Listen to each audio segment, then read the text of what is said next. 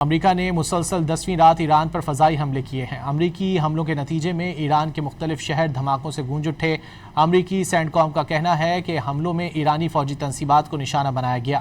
دوسری جانب امریکی حملوں کے جواب میں ایران نے کویت اور بحرین میں امریکی اڈوں اور عسکری تنصیبات پر حملے کیے ہیں۔ مشرق وسطیٰ میں جاری کشیدگی پر رپورٹ دیکھتے ہیں۔ امریکہ نے مسلسل 10ویں رات ایران پر فضائی حملے کر دیے۔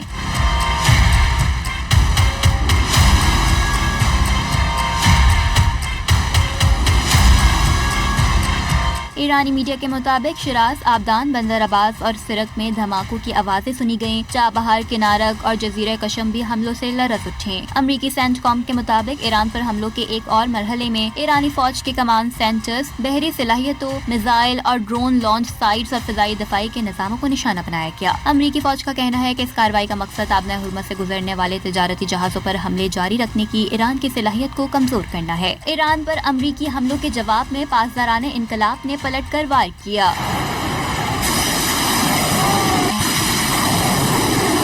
اردن، کویت اور بحرین میں ایک بار پھر امریکی تنصیبات کو نشانہ بنایا۔ ایرانی میڈیا کے مطابق پاسداران انقلاب نے کویت میں احمد الجابر بیس کو نشانہ بنایا۔ امریکی اڈے پر early warning system, missile defence radar system, FPS 117 radar Patriot defence system کو تباہ کر دیا گیا۔ امریکی اڈے پر air defence satellite communication system کو بھی نشانہ بنایا۔ ایران کے پاسداران انقلاب نے بحرین میں امریکی فضائی دفاعی نظام اور ریڈار کو نشانہ بنانے کا دعویٰ کیا۔ پاسداران انقلاب کا کہنا ہے کہ ان کے حالیہ فوجی کارروائی کے دوران بحرین کے علاقے المحرق میں ایک امریکی فضائی دفاعی نظام اور ریڈار کو تباہ کیا گیا۔ پاسداران انقلاب نے مزید کہا کہ آبنہ ہرمز میں 2 آئل ٹینکروں میں دھماکوں کے بعد شدید آگ بھڑک اٹھی۔ دونوں ٹینکرز آبنہ ہرمز کے جنوبی راستے سے گزرنے کی کوشش کر رہے تھے، جسے ایران نے غیر محفوظ راستہ قرار دیا۔